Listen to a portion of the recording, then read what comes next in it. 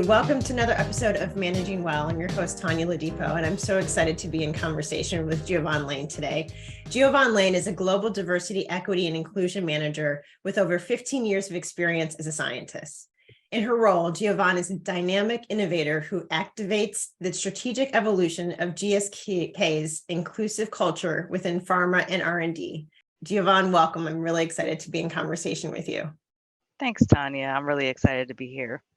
Great. Let me kind of start us actually, so listeners to kind of understand how we met. We met on a panel. We were talking about how to kind of instill trust in the workplace, and we were both panelists in that conversation. And you were talking about the work that you've been doing at GSK, which was just really, it was really surprising to me, honestly, as a research, company, the way that you were weaving in empathy in the workplace. And so I'm curious, especially a pharmaceutical company, I think it was surprising to me, it might be surprising for others, to hear the emphasis of developing empathy amongst employees at a pharmaceutical company. And so I'm curious to kind of hear more about what led GSK to focus on this and your role in that.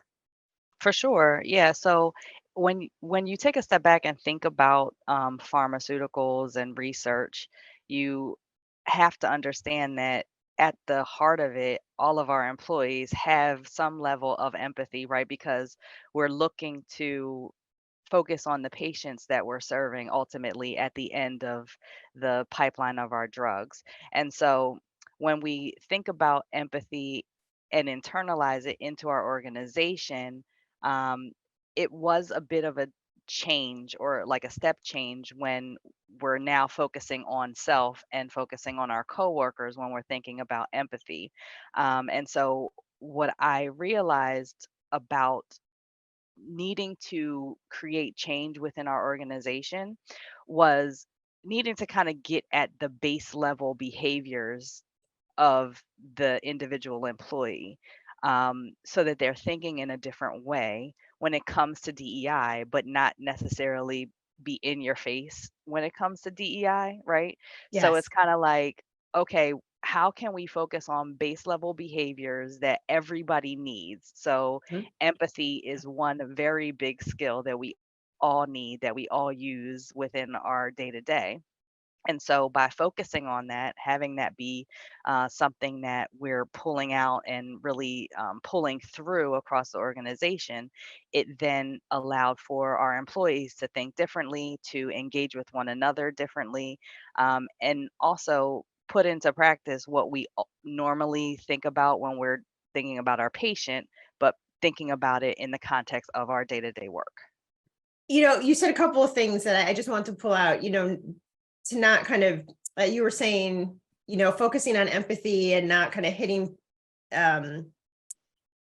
focusing on empathy because it impacts everybody, right? Yeah. Not just from a DEI perspective. And I wanted to kind of tease that out because I think, especially these days, people hear diversity, equity, and inclusion, and they have lots of thoughts about it. And Absolutely. To your point but empathy is something we all need, to have that skill and to exercise the skill and practice the skill, regardless of kind of whatever initiatives we're doing, right? But just as kind of a human interaction skill that's needed. And so, and I keep coming back to this because you are a scientist, and because, GSK is a pharmaceutical company. To me, in a really powerful, thoughtful, smart way, it's a bit groundbreaking, in my opinion, to have a pharmaceutical company put resources and attention to their internal employees and talent, to focus on their interactions, when the company is designed to make medicine and drugs for people's physical health. And so I just Exactly. How did the company, I understand that need as a human, but from a business perspective, how did the company decide, like, what, actually we are going to put our resources internal in addition to what we're doing for our Yeah, listeners? yes, definitely. So, we definitely had the buy-in from our leadership to get to a place of belonging where DEI is business as usual. And so, by giving me the opportunity to kind of think outside of the box and how we would get to eventually belonging in our organization, I came across a couple of different resources. One was this mobile application called Jago, and Mhm, that's spelled Jaago. And so it was all about storytelling and building that empathy muscle. So it was an article that I read all about empathy and in bringing empathy into an organization. And so I kind of rabbit holed into, well, what is this Jago app? So I downloaded the app and I reached out to the founder and he got back to me within minutes. And mm, so I loved that engagement and customer service mhm, from the founder. And his name is Kevin Shaw. And so he reached out to me and kind of talked to me a little bit more about the idea behind empathy and why it's important to have that in an organization. And I was fully bought in. mm, I loved the app because it's something that you log on to for like 3 minutes out of the day. You watch a story that somebody puts into the app, mhm, and then it's kind of like a gamification where you go through a series of like three questions to answer. How do you think this person felt while living the experience that they shared? How do you think that they felt when they were telling the story? And it kind of goes down that path so that you can kind of see if your thoughts of how they felt match with how they actually felt. mhm, And mhm, so you then get a score, and it's kind of like a fun way of mhm, building and strengthening that empathy muscle. And so I was like, oh, this is so cool. I really love this idea. How might I be able to bring it into my organization? Of course, having employees download a mobile application is a bit of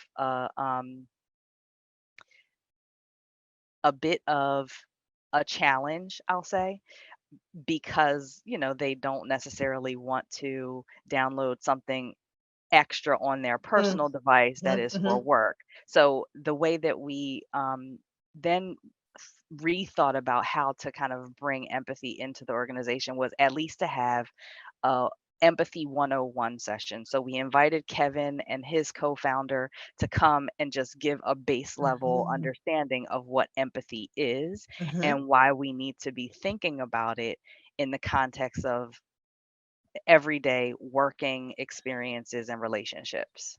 And so mhm, that's kind of how that whole thing started. But then we went on a journey for a full year after the fact. So I want to say that they came in September, October timeframe in 2021. And then in 2022, we did a full year of empathy development where we were able to have some empathy influencers who raised their hand that said mhm, that they wanted to help bring the organization along on this empathy journey. And we trained them to deliver empathy stretch sessions. And that's a tongue twister, empathy stretch sessions. And so, they went back into their parts of the organization to take their colleagues on a journey through empathy on various dimensions of diversity. So, um, mhm, gender, when you grew up, how did you see gender from the early stages of your life to now, and just kind of just sharing and storytelling. I think that storytelling is something that really really helps with the DEI space period mhm, because mhm, it allows you to walk in the other person's shoes and mhm, see things from their perspective. mhm. I love how so much of what you're saying, really kind of thinking about the journey you're talking about Yeah. and some of the challenges and how you overcame the challenges. In the reality, people are busy and don't Yeah. want to necessarily put work things on their personal phone. But that this is a journey and it takes time. And the idea, I was thinking, I was talking to another guest for a different episode, and we're talking about kind of being joyful at work and how to cultivate that. And she was talking about inside out work, right? That's what I'm thinking. Dr. Natalie Nixon was talking about, it's inside out work, like the work that you have to do internally as an individual to then bring forth what you can deliver to the organization, to the team, to the actual work. And so I'm thinking about that in relation to when you're talking about empathy, when you can understand somebody else's perspective, especially somebody who has lived experiences that you don't have. When you have a different or a new awareness, maybe different too. I'm just thinking of the trickle effect of that, of how you might interact with colleagues differently, because maybe you understand a little bit more about their story, how you might be thoughtful in a different way about the drug that you're producing, right? In terms of like, oh wait, how is this going to help this population that I never thought of? Because we're only looking at this population over here. And so like these micro moments, that's when you're talking like it's a 3-minute, story, these micro moments done on a daily, regular basis, like builds momentum to have a huge impact. Exactly. And it's about getting the hearts and minds of people, right? And creating those micro moments, like you're saying. I think that that's how we are going to be able to shift the culture of any organization, is to get to the hearts and minds, creating those micro moments, helping people understand who they're sitting next to on a day-to-day basis, and just, building that trust through empathy. I'm curious, because GSK is a global company, and headquartered in Britain. Is that correct? Yes. Okay.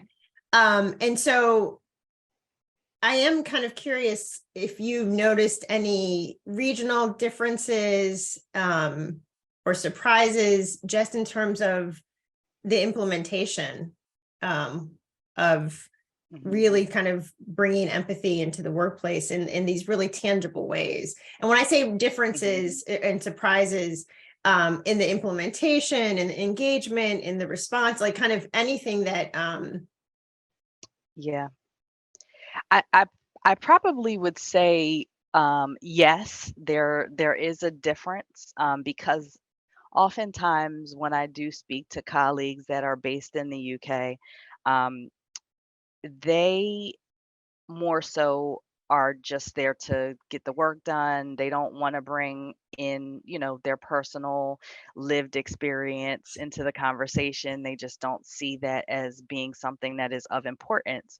But when they engage with, the inclusion dialogues or the empathy stretch sessions, they then find and have a a better appreciation of why we're having these conversations. So it is expanding their mindset to understand these are conversations that we really need to have to make that human connection. And if we want to make a human connection to the patients, we also need to make a human connection to our colleagues and our leaders as well.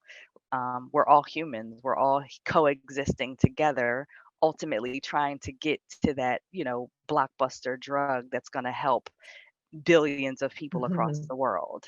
It's like, it's almost like kind of a taking down of walls, the idea that you come to work and you leave the rest of you outside of the working walls. I think the past few years, a lot of us have realized that's not that's not the case. Like you bring all of you to work, and all of the joys and all the challenges and all the problems. And so to your point, to think that you can only come to work and just focus on work, I don't think has ever been true. I think though we're kind of in an environment where there's more acceptance of kind of that reality.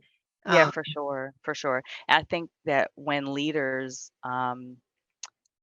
act out, being empathetic, being vulnerable, like that's when we're able to um, really get farther along on the objectives that we do have. So um, that's like the right mix is when we have leaders that are thinking about, how am I showing up?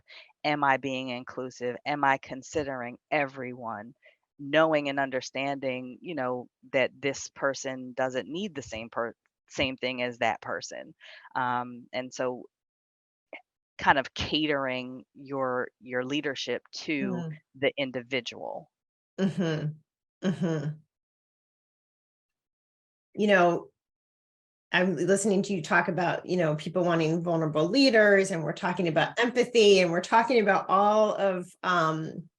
we're talking about concepts that traditionally have been considered quote unquote soft skills, Yes.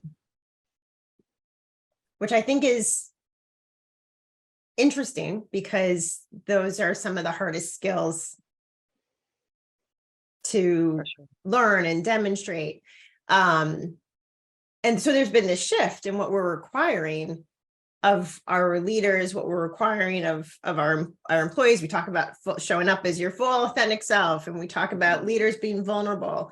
Um, and so again, from kind of your scientist research lens in a pharmaceutical company, those seems like those don't, it would Yeah. on the surface, it would appear as though those concepts don't connect. And Mhm. you're saying very clearly that they do connect, which I believe as well, Mhm. but that they're connecting within your industry, which is, I would say, unusual. Yeah, I mean, I guess if you think about like your typical scientist, you probably think that they're, not somebody that has good people skills or can engage, they're introverted.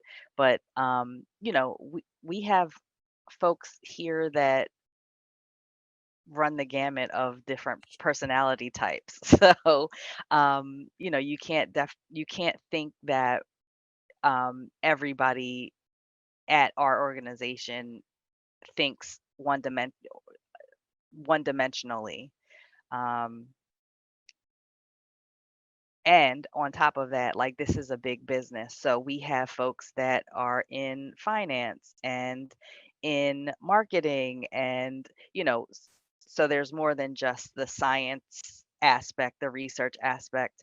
And how we try to help our leaders to be more thoughtful about those soft skills. Mhm. Another thing that we do is diverse reverse mentoring. Mhm. So when a leader wants to, be more inclusive, not only do they have an opportunity to engage in conversations amongst other leaders and employees across their own businesses, they're also able to be matched with individuals, creating that safe space of trust, the circle of trust, to Mm. have conversations about different dimensions of diversity and um, other perspectives. So they'll be able to hear from folks with, different lived experiences, different learned experiences, and backgrounds than their own, so that they can then open their thoughts and ideas to understanding from a different cultural lens how they need to be thinking about their leadership. So really, you use the word diverse reverse mentoring, intentionally seeking mentors, not based on level within the organization, right? Right. But Hmm. on the kind of cultural diversity, um, experiences that leaders can learn and speak Hmm. to others about, so that they can increase their own understanding. Exactly. Yeah, I mean, we're doing a really special thing at You are. GSK, honestly. Like when I do speak on panels like the one that we were on, and I share the different things that we're doing at our organization, it comes to us as a surprise to some folks like, well, wait a minute, what are you all doing over there? We need to kind of hear from you and understand how we can implement those things. Um, like you said in my bio, I'm a very innovative, creative person. I think outside of the box. I want everybody to go on this journey, Mhm, and feel like they can come to work and truly belong, like feel like they belong, like they can bring their authentic selves to work and be accepted. mhm. And however we can get there by any means necessary, let's do it. And it sounds like you and GSK are on this journey to make that change. Just Yeah, how you said you want everybody to be able to come to work and truly feel like they belong. That means that the work environment has to be receptive to different exactly. perspectives and experiences. And so Right. the work you're doing with empathy helps strengthen that skill, right? So Mhm. that the workplace then Exactly. is more accepting Yeah. and comfortable. Yeah, because we can have all of these aspirations to have diverse individuals come into our organization, but if we don't have a culture that accepts them, that they feel like they belong, they're going to leave, and then we're going to have to manage attrition data and understand how best we can retain the diverse talent that we do have. So, like, if we maintain a culture that isn't inclusive, we're going to lose out on really good talent, really good diverse talent. So we need to be thinking differently, acting differently. 100%. And we see that in our other organizations, right? It's the revolving Hmm. door. Like they might have a Yeah. great hiring rate, but then to your point, what does the Hmm. attrition look like? Um, which Exactly. is which is really wasteful of talent, time, and dollars. Exactly. Yep. Mhm. I'm thinking of the humility that um I'm attributing to leaders who say there's things I don't know Hmm. and I need to learn, to leaders who want to participate in diverse reverse mentoring, to leaders who will say, okay, this is not how I came up in the business world. Let's try Yeah. something new with this empathy at work. Like they're, Hmm. I feel like the cultural shift in how we do business and Hmm. in how we do business in the workplace. I think we're at a point of leaders who are embracing the change on whatever level of the spectrum that is, because change is hard. But Yeah. to be able to say, I don't know, and let's try some new ways of doing this. Um, Yeah, for sure. I the mean, I impact see is great. empathy, and Kevin calls empathy a superpower. So it's absolutely something that you have to see as a superpower, and also see as something that is like a muscle that needs to be built consistently over time. And, when leaders understand that, when they're vulnerable, like, we know it's in the data that you'll get more productivity out of your employees. Yes. You'll create spaces where people feel psychologically safe to challenge or bring up different ideas, and just have a better environment of working and getting goals met and thinking outside of the box. Like, it all of it comes together, it all It converges. does. It does. Empathy, psychological safety, all of these things are needed for a company and a leader to be successful. Ultimately, the bottom line is affected by it. It's, Yes.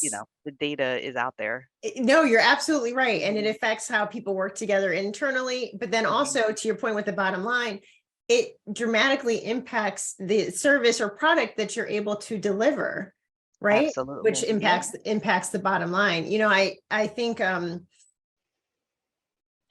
just how poignant it is to be able to really take all of these lessons and put them into action, right? So that it's not just an idea, but it's something that we're practicing on a regular basis. One of the things about, people, you talk about empathy, um, kind of the ability to kind of feel with another and to be able to communicate that.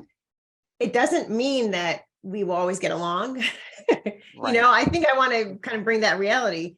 It does not mean we will always get along. It Mhm. does not mean we will always agree. But your point, Giovanna, about psychological safety is that when we can share our perspectives and experiences without being Mhm. judged, without fear of retribution, then we can challenge like in a really healthy way. Like, I don't think that's the best idea. I don't think it's going to produce the best drug. I don't think that's going to produce the best result. This is why. Let's look at this. You've got that engagement. You've got that helpful friction, right? Constructive friction, because we're trying to make this better. Yeah. As opposed to just saying yes, yes, yes, we'll keep going as Exactly. is. And And that, so, yeah, and like think about like a organization that is psychologically safe, and then you put on top of that the diversity of thought at the table, yes. and all of the things that you have an opportunity to potentially do with all of that in the room. Like it's just amazing, and hopefully we get there one day.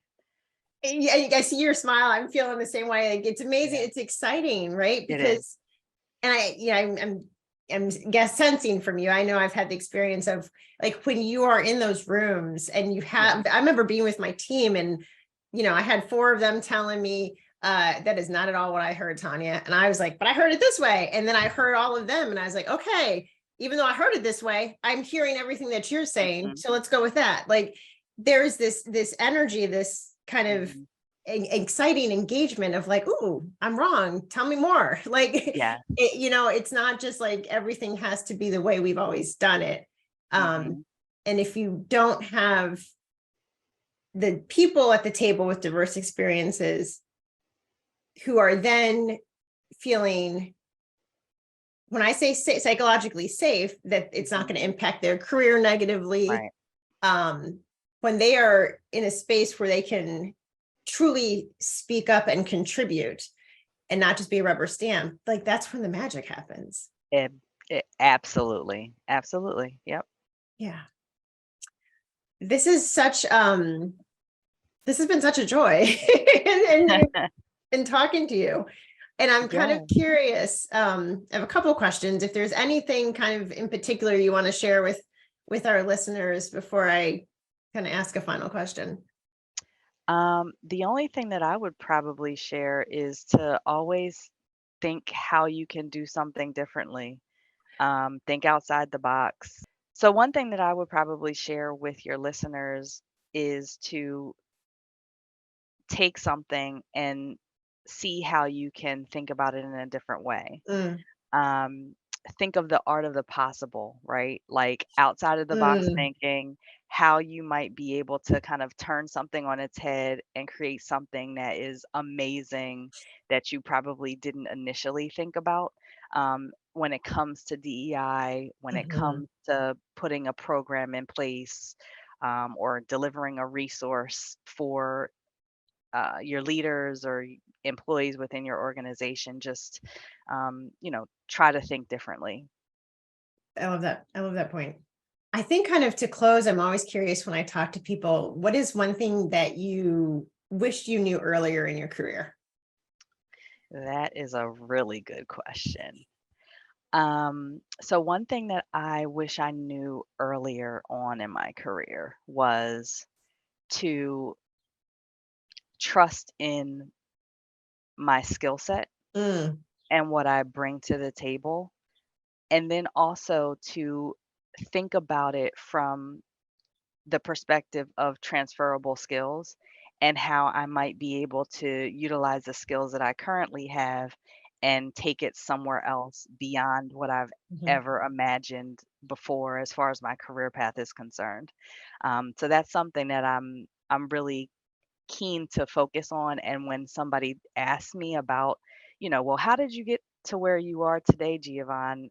I talk to them about how I was able to leverage my transferable skills and talk about it in a different way to highlight how I could show up in a different role.